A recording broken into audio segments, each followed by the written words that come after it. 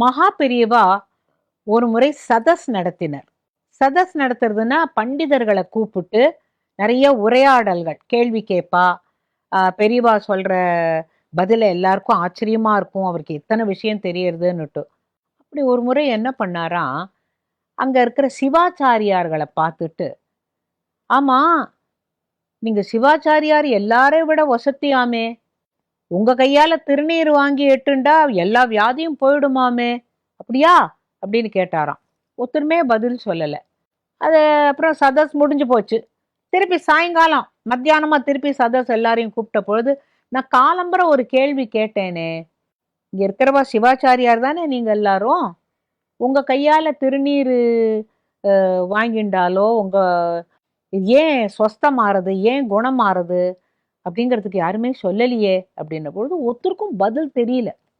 அப்ப பெரியவாளே சொன்னாலாம், ஸ்ரீருத்ரம் எல்லாருக்கும் தெரியும், அயம்மே ஹஸ்தோ பகவான் அப்படின்னு வரும். பெண்கள் சொல்லக்கூடாதுங்கிறதுனால நான் அந்த ஒரு 2-3 வார்த்தையோட நிறுத்திக்கிறேன். அயம்மே ஹஸ்தோ பகவான், அயம்மேன்னு வரும்.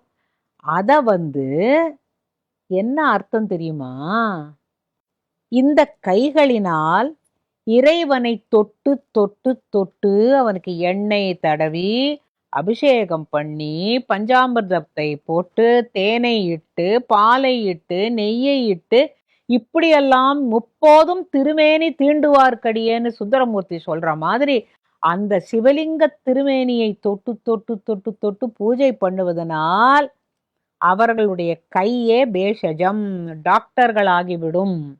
அதனால் சிவாச்சாரியார்கள் மிகவும் உயர்ந்தவர்கள், போற்றுதலுக்கு உரியவர்கள்.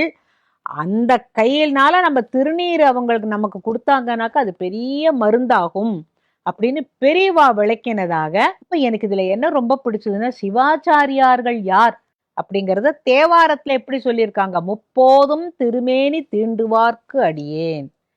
ஆகையினால இந்த சிவாச்சாரியார்கள் மிகவும் உயர்ந்தவர்கள்.